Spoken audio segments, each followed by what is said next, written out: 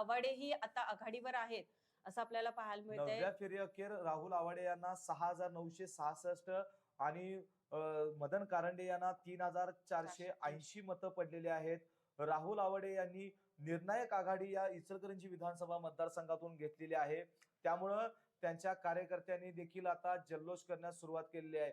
जर महायुतीचे उमेदवार जर बघितले गेले तर आपण इचलकरंजी, राधानगरी, शिरोळ, कोल्हापूर दक्षिण या मतदारसंघामध्ये, त्याचबरोबर आता करवीर मधून चंद्रदीप नरके हे देखील आता चर्चेमध्ये आलेले आहेत. निर्णायक जे काय त्यांचं वाटचाल सुरू आहे, मतांची आघाडी घेण्याचं ते सुरू आहे. राहुल आवाडेंच्या कार्यकर्त्यांकडून आता त्यांच्या कार्यालयाबाहेर गुलालाची उधळण करत जल्लोष करण्यास सुरुवात केलेली आहे. कार्यकर्त्यांमध्ये जो काही उत्साह आहे या ठिकाणी आपण साक्षी बघू शकतोय.